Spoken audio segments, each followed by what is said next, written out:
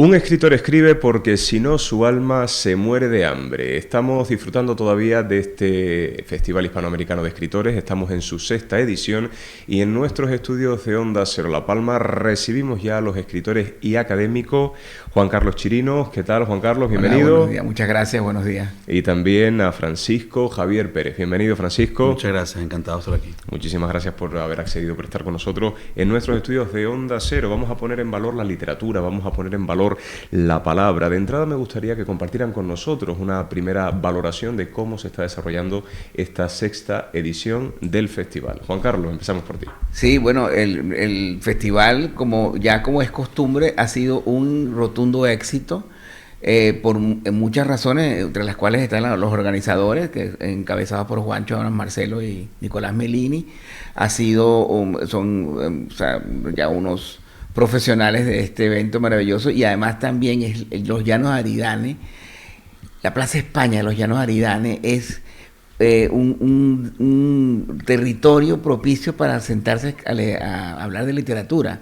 Y yo creo que con solo la presencia de esos árboles maravillosos ya el festival está asegurado. Y bueno, los escritores, todo el entusiasmo de la gente. Entonces, mi balance es otro año de éxito. Es la sexta vez que se hace y la sexta oportunidad en la que esto es un éxito rotundo, y lo felicito a La Palma y felicito a los Llanos Aridane por esto que va a ser para siempre. Yo sé que es para siempre. ¿Y cuál es el balance que hace Francisco al respecto? Pues similar al de Juan Carlos. Creo que primero estamos muy complacidos de estar una vez más aquí en La Palma. Yo particularmente he estado de los 6 festivales, en 5 festivales. En Venezuela decimos que no hay quinto malo, este es mi quinto y está resultando pues maravilloso, dedicado a Venezuela, que es nuestro país. Y bueno, aquí en la Plaza España y en La Palma y en Los Llanos, es una suerte como de energía muy positiva que sentimos cuando venimos desde la primera vez hasta este año, de energía muy especial por los temas, por nuestros temas, los temas literarios, la poesía, la narrativa, el ensayo, la palabra, la lengua, y de alguna manera, más allá de estar contentos de estar aquí, creo que vamos poquito a poco dejando, sembrando, porque no solamente el público es de La Palma, sino que vienen de otras islas también. Colegas o público interesado en estos temas, vamos dejando poco a poco, considero, también traemos nuestros libros, vamos ahí abriendo caminos y tejiendo redes que son muy positivas para lo que nosotros hacemos y para lo que ustedes quieren lograr aquí en La Palma. ¿Ustedes creen que en estos tiempos que estamos viviendo a la sociedad en general, en su conjunto, le cuesta más leer o encontrar el tiempo para poder reflexionar, para poder degustar cada una de las palabras que están recogidas en los libros, Francisco? Bueno, siempre se habla, yo no estoy de acuerdo con eso, que se lee poco y ese tipo de visiones siempre muy negativas sobre el hecho de la lectura. Es que no se trata de leer poco o mucho, no se trata de leer en tu vida 2000 libros o leer 200 o 20. Se trata de hacer de la lectura algo fundamental para nuestras vidas. Yo soy, por ejemplo, yo se lo he dicho siempre a mis estudiantes, un lector lento, frente a esas ideas de que hay que leer rápido y hay que leer muchos libros porque la vida es muy corta. No, eso no importa. Hay que leer lentamente, no importa leer, no es la cantidad de lo que lees, sino la calidad de lo que lees. Y yo creo que siempre mi balance es muy positivo. Esos 2 kioscos o 3 kioscos que hay de abajo con libros, que están siempre llenos del público que va, palmero o no palmero, viendo que llevan, que hay de novedades, que libros de los escritores que acabamos de escuchar están allí. Todo eso yo creo que es algo tan hermoso, por otra parte, y ya te digo, yo soy siempre muy positivo en eso. No me interesan las estadísticas de que si leen tantos o cuántos, no, eso no. Hablaban ayer de lectoría, como la ciencia de entender lo que se lee o lo que no se lee, no. Yo creo que si cada uno de nosotros asume que el vínculo con el libro es fundamental para tu vida, leas lo que leas, ni siquiera te digo literatura, cualquier cosa, eso va a ser siempre para las personas algo que se revierte felizmente y positivamente para ellos. Juan Carlos, ustedes también son académicos y yo creo que también un desafío importante, un desafío bastante profundo que probablemente tengamos en pleno siglo XXI es el hecho de poderle contagiar, por ejemplo, a los niños o a la gente joven esa pasión, ese amor por la literatura. ¿Cómo se consigue? ¿Existe una fórmula que nos lleve a ello? Yo tengo la convicción de que el objeto creado por el ser humano más tecnológico que poseemos y que aún no ha sido superado es el libro tal como lo conocemos, el libro de papel. No hay TikTok, no hay cámara, no hay móvil, por iPhone que sea, por inteligente que sea, que tecnológicamente no esté mejor hecho que el libro. El libro es un objeto que no necesita batería, es un objeto que se puede, cuya información está dentro y se puede acceder a ella inmediatamente. No hay que esperar que se cargue, no hay que esperar nada. Tecnológicamente hablando, está mejor diseñado y mejor concebido el libro que un iPhone 200.000. Eso, haz la prueba para que veas. Partiendo de esa idea de que el libro es el objeto tecnológico más avanzado que puede tener en sus manos un niño, es muy fácil lograr que el niño, desde que aprende a leer, se relacione con él y lo tenga como una herramienta atractiva. Lo que pasa es que el oropel, las luces, el ruido, la velocidad de la que habla Francisco Javier, que parece lo importante, empaña un poco esto, ¿no? Pero cuando se asiente el polvo del escándalo, no, el libro va a estar ahí y siempre va a ser el objeto de curiosidad. A los niños ni a nadie se le puede obligar a leer. El que no quiera leer, la humanidad pasó miles de años sin leer nada, porque era ágrafa. Y ha pasado otros miles de años, otros 3, 4 miles de años, con muchísima gente que no sabe leer ni escribir y vive en su vida. Se puede ser feliz siendo analfabeta, eso es así, siempre ha sido así, porque hay gente feliz que vivió su vida como analfabeta. De hecho, Carlomagno, gran parte de su vida la pasó siendo un analfabeta. Carlomagno era un analfabeta. Entonces, no puedes obligar al niño a leer, no puedes obligar al joven a leer, pero sí le puedes dar a entender de que se está perdiendo de una parte fundamental de su derecho como ser humano. Y claro, quizá yo no soy pedagogo ni soy publicista, pero un buen publicista, si yo fuera publicista o si fuera consejero de un publicista, le diría que tiene que buscar la manera de convertir al objeto libro como lo guay. O sea, porque es que es lo guay. Lo que pasa es que todo lo excelso exige un pequeño esfuerzo. La facilidad es la aliada perfecta de la pereza. Y la pereza lleva a la muerte, eso es inevitable. Todo ese discurso que desarrollan con la juventud, con la velocidad, solamente es una manera de ocultar lo banal que está detrás de eso.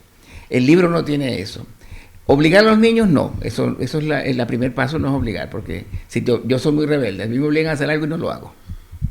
De todas formas, Juan Carlos, es que me he quedado analizando lo que estabas comentando, porque me estaba imaginando esos momentos en los que, por ejemplo, los niños, las niñas dan esas pataletas, ¿no?, a los padres para que le hagan caso o incluso para llamar la atención o porque demandan cualquier cosa que en ese momento les venga a la mente, un deseo, un capricho.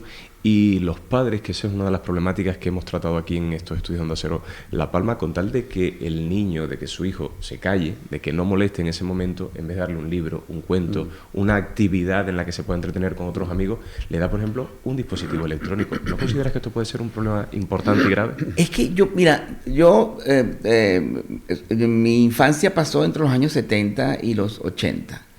Y te voy a confesar una cosa, yo soy escritor, soy novelista, biógrafo, me he dedicado a las letras, pero yo te confieso a ti que yo he visto, por lo menos haciendo un compendio, unos 5 o 6 años de televisión. Toda la televisión que yo he visto en mi vida, he visto muchísimas horas de televisión. En una feria del libro, hace muchísimos años, una escritora panameña que estaba contra la televisión, porque la televisión evitaba que los niños leyeran, etcétera, quería que los niños vieran menos televisión. En esa época era la televisión, ¿no? O sea, no teníamos internet ni esas cosas. Atari, como mucho, teníamos en los videojuegos. Y ella estaba convencida de que la televisión era un peligro para la lectura. Y yo le dije, pero si yo soy escritor y he visto televisión. Y entonces ella me preguntó, pues sí, ¿tú ves mucha televisión? Sí. ¿Y cuándo lees? Cuando se acaba la televisión leo. Apago el televisor y leo.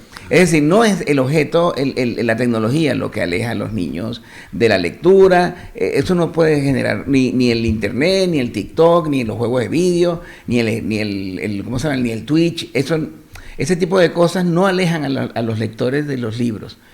Hay otro factor, no sé cuál es exactamente porque no soy especialista en literatura infantil ni pedagogo. Yo creo que tiene que ver con que si el padre está desesperado porque el niño está desesperado, molesta mucho y le quiere dar un libro, tiene que hacer algo antes el padre, antes de que el niño se ponga a leer. ¿Sabes qué tiene que hacer el padre? Leer él. Porque si el niño no ve al papá leyendo, ¿por qué va a leer él? Entonces tú le das un libro al niño para que se quede quieto, pero sigues viendo tu partido de fútbol y sigues yendo. Entonces, si no ve el ejemplo en los guías, ¿por qué lo va a hacer? En Valera, que es donde soy yo, en Estado Trujillo, en Venezuela, hay un refrán que dice, que aquí puede sonar un poco feo, pero es que el refrán no tiene ese... Dice, por donde salta el cabro grande, salta el cabro chiquito. Es decir, si no ves el modelo del lector delante de ti, no puedes esperar que el niño se convierta en lector a juro. Eso es muy importante. El padre tiene la responsabilidad de convertir al lector en lector porque él es lector. Comentabas hace un momento o hacías referencia a tu país, a Venezuela. Bueno, es evidente que los dos son venezolanos porque por el acento se nota. Además es un acento que aquí en las Islas Canarias le tenemos especial cariño. Gracias. Bueno, de hecho, Venezuela siempre se la llamó la octava isla canaria. Sí, no, sigue siendo. Y sigue siendo. A pesar de la graciosa. A pesar de la graciosa, justamente. Sí. Dejemos a la graciosa de novena isla. Correcto. Que le tenemos también mucho cariño. Pero, para que no se ofenda la gente de la graciosa.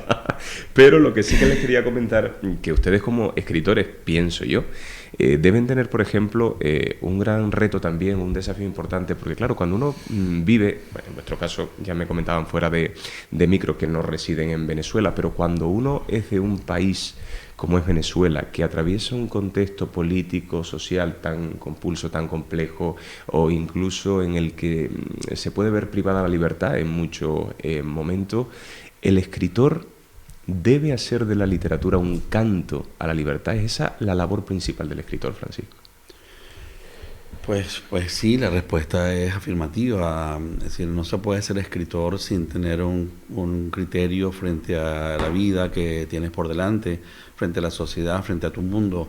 Un verdadero escritor establece un diálogo que es un diálogo siempre, no siempre feliz, ¿verdad? Un diálogo pugnaz, crítico, en torno a lo que pasa. Y claro, quizá, aunque tampoco quiero caer en lugares comunes, pero quizá la gran literatura se haya escrito siempre en momentos más críticos para los países, las sociedades, el mundo que vive el escritor. Y claro, Venezuela, no voy a decir nada que no se sepa, pasa por uno de sus momentos más infelices. Posiblemente yo diría que este es uno de los periodos más tristes en la historia de Venezuela. Rafael María Baral, que fue uno de los grandes historiadores venezolanos del siglo XIX, que escribió, entre otras obras, una historia, un resumen de la historia de Venezuela, él suelta una de las frases que a mí desde siempre me han parecido más sabias, pero también más dolorosas. Él dice, voy a empezar a contar la triste historia de este país.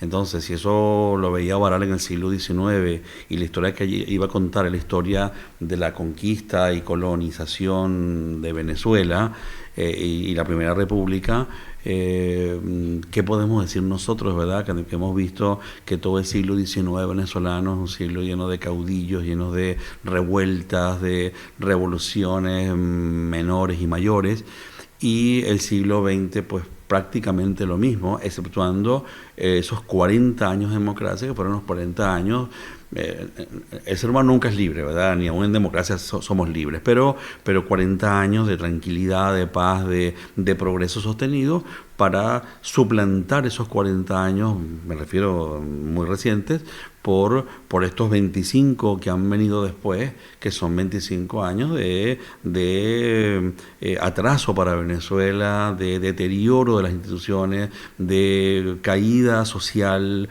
profunda, y ahora estos procesos más recientes de éxodo de venezolanos de una manera que nunca pudiéramos haber imaginado ninguno de nosotros. Es decir, se habla más o menos de unas 7 millones de personas, cifras más o menos, que han salido de Venezuela en los últimos años para ir a otros países de Hispanoamérica o para venir a España misma, a Canarias que siempre ha tenido esa doble vía de aquí para allá, de allá para acá, pues lo sabes tú perfectamente, se ha llenado en los últimos años de muchos venezolanos que teniendo familia canaria o no, han venido a las islas. ¿Por qué? Porque las islas es una segunda, una nueva Venezuela, una segunda, o es Venezuela. Entonces, claro, yo no es que sea pesimista, creo que todo esto va a pasar también porque la historia siempre termina, ¿verdad? Los procesos terminan, pero sí, Venezuela vive un momento hoy en día tristísimo, de coacción de libertades, la punición también al que discrepa, que es garrafal, ¿verdad? Es decir, la democracia se resiente, se aminora o desaparece si tú no permites que las personas puedan decir lo que quieren, aunque estén equivocados, o hacer lo que quieren. Pues en Venezuela hoy en día no se puede hacer lo que uno quiere, ni se puede decir lo que uno quiere tampoco. Entonces los escritores, y han venido varios colegas y grandes nombres de nuestra literatura hoy en día en Venezuela, que viven todavía allá, han venido al festival, y yo diría, no sé, quiero decirlo en estos términos, un aplauso a estos colegas que con gran equilibrio, es decir, no es que han venido a hacer discursos incendiarios aquí en El Palo, sino con gran equilibrio han planteado cómo viven en este momento y cómo describen, cómo reflejan la realidad tristísima, baraltianamente hablando, de Venezuela hoy.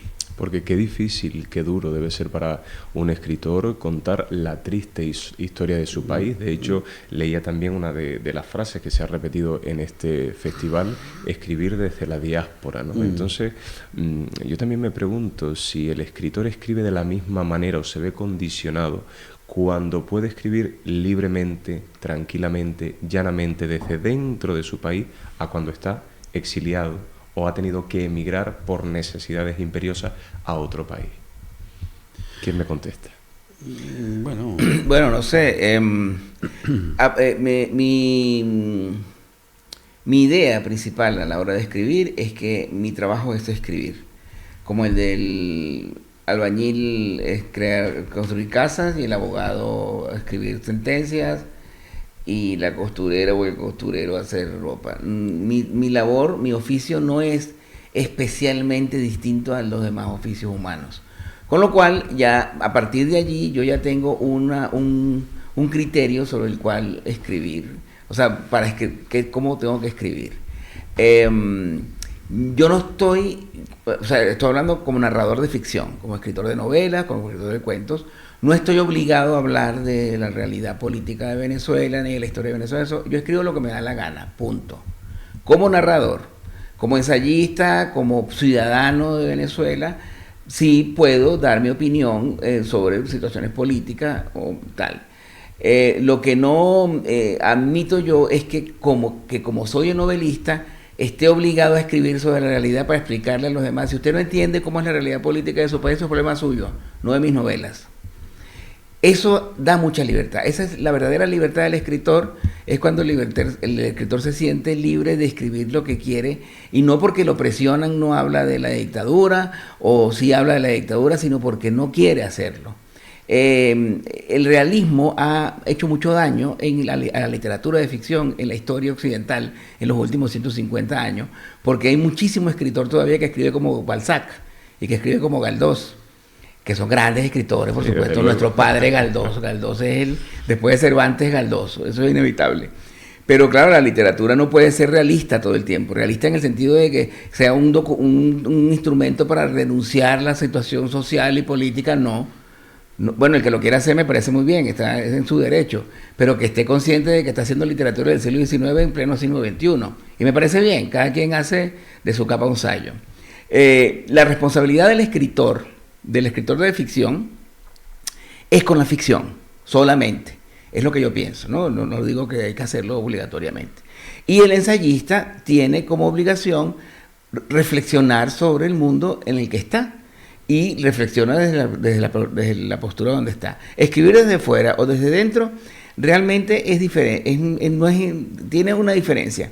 Teresa de la Parra, la escritora venezolana que este año cumple su primera novela, 100 años, Ifigenia, en un momento dado ella vivía en París y entonces ella pasó por Venezuela un par de veces, creció en Venezuela de pequeña y cuando ya era adulta, en una entrevista que le hicieron en el periódico, en 1920, 20 y pico, algo así, ella le dijeron que si iba a escribir, que si se veía a París, que por qué se iba a París o algo así, ¿no? A escribir. Y ella le dice al periodista esto, es buenísimo, le dice, yo escribo desde París porque desde lejos se ve mejor todo. Y entonces esa distancia también es muy beneficiosa a la hora de escribir. Y entonces tiene sus ventajas y tiene sus desventajas de estar dentro o estar fuera. Nosotros queremos despedir esta entrevista, pero lanzando primero una reflexión que invito tanto a Francisco como a Juan Carlos a que respondan los dos esta pregunta, porque, claro, muchas veces cuando uno habla de un escritor, piensa, ¿escritor es el que escribe o es el que tiene conocimiento sobre la escritura, es el que sabe dominar los géneros literarios? A la hora de profundizar, ¿no?, en esa pregunta, yo sé que puede ser bastante amplia y puede generar un debate que podemos estar aquí unas cuantas horas, pero Francisco, Juan Carlos, ¿escritor es el que escribe? Mira, yo he sido toda mi vida profesor de teoría literaria y claro, y ese es un tema muy central en toda esta reflexión. Y no tengo una respuesta inequívoca, ¿verdad? Muchas veces el escritor es el que escribe, pero eso sería como lo muy literal. Para mí el escritor, bueno, Juan Carlos lo ha dicho estupendamente, es decir, hay una intención que es estética, lo decía Alfonso Reyes, sin intención estética no hay literatura, ¿verdad? Tiene que haber un dominio del arte de escribir, pero considero que ese, no sé si llamarlo aspecto político, ¿verdad?, en el sentido no partidista, sino lo político es la visión que tiene el escritor también del mundo que vive, es indispensable. Entonces ahí no todo el que escribe es escritor, ¿verdad? Sino que escritor es esa mezcla prodigiosa del dominio de la palabra junto a la percepción de la realidad, la captación, que no tiene por qué ser realista. Yo suscribo todo lo que ha dicho Juan Carlos, ¿verdad? No, yo no me refería al realismo de decir, como estoy viviendo y sufriendo esto, voy a contarlo exactamente igual en mi libro. No, no es eso. Sino la percepción, la reflexión, el pensamiento que se genera a partir de cómo comprendo la realidad, cómo la vivo, cómo la proceso. Entonces yo creo que un escritor o escribir es hacer ambas cosas sin que se vean las costuras tampoco. Ambas cosas están allí siempre actuando. Ahora la pregunta obviamente es muy gigante y me quedo cortísimo para dar algunas luces. Te damos el turno de palabra, Juan Carlos, te cedemos a ti también la oportunidad para reflexionar y si quieres añadir algo a lo que ha comentado Francisco. Sí, es que estaba pensando en la pregunta tuya y realmente el escritor no es el que escribe, así como el cantante es el que canta, el escribiente es el que escribe. El escritor es el artista, el que se dedica al oficio. Y tenemos la mala suerte, los que nos dedicamos a este oficio, de que nuestra materia de trabajo, para el músico la materia de trabajo es el sonido y las notas.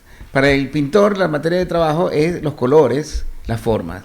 Para el escritor la materia de trabajo son las palabras. Y como todo el mundo usa las palabras, todo el mundo cree que puede escribir. Y eso no es así. Porque no se trata solamente de saber ordenar frases, que todo el que hable un idioma ordena las frases correctamente, sino está el otro aspecto, el aspecto estético y el aspecto estilístico. Tienes que aprender a ordenar lo que dices de tal manera que tenga características de artísticas. Así que escritor es el artista, los otros son escribientes. Aquí nos vamos a despedir. Juan Carlos, bueno, no sé si quería comentar algo. Sí. Una nota a pie de página que uno de los grandes escritores del siglo XIX es Gustave Flaubert, que es el padre del realismo literario, y justamente no existió y no existe después de Flaubert un novelista que haya logrado juntar de manera tan perfecta su ironía frente a la realidad al mismo tiempo que con el estilo y el lenguaje más brillante posible. Entonces, en refuerzo de lo que dice Juan Carlos y lo que estamos comentando en este momento, y bueno, y felicitarte porque esta es una gran pregunta, ¿verdad? Pero, muchísimas gracias, yo les agradezco, en nombre de todo este medio de comunicación, toda la familia de Onda Cero La Palma, que hayan compartido este ratito con nosotros. Larga vida para este Festival Hispanoamericano de Escritores, y esperamos verlos nuevamente el próximo año por aquí, por supuesto, como no podría ser de otra manera. Muchísimas gracias a los dos, muy amables. Muchas gracias. A ustedes, muchas gracias, a ti.